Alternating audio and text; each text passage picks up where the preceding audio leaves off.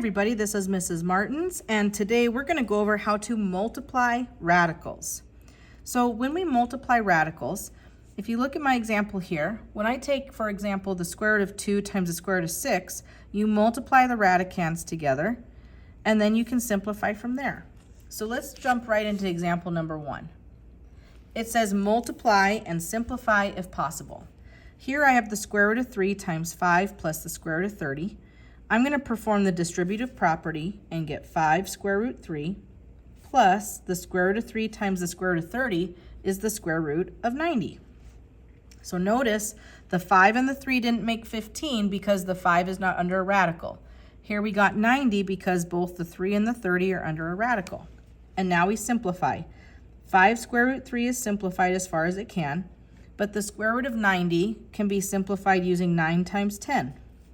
So we'd have 5 square root 3 plus 3 square root 10. There's no more simplifying we can do, and we can't add because they don't have like radicals, which means these two are not like terms. And we're done. Let's take a look now at example number 3. On example 3, I have two binomials to multiply, and so you can either use the FOIL method or the box method.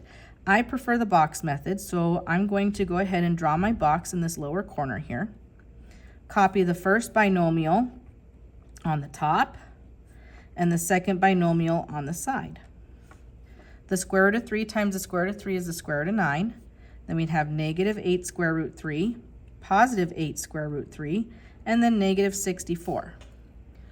I'm going to rewrite all of my terms. I do see that these guys are like terms because they both have a square root 3. So I'll copy down the square root of 9.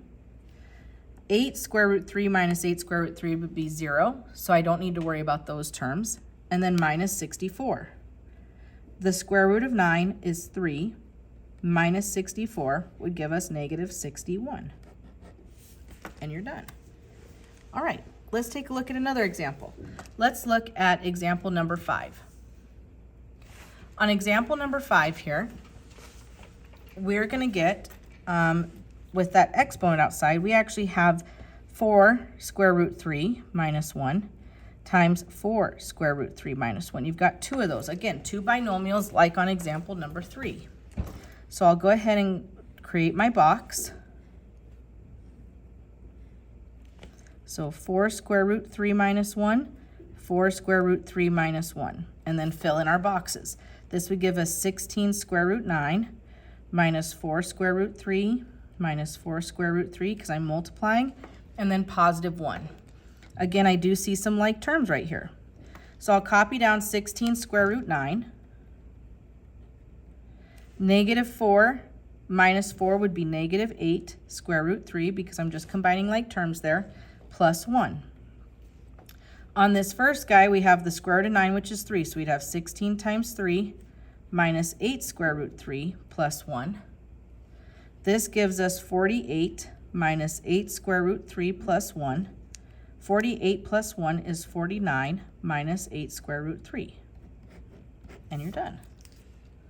All right, everybody, this is Mrs. Martins, peacing out and getting ready to math it up.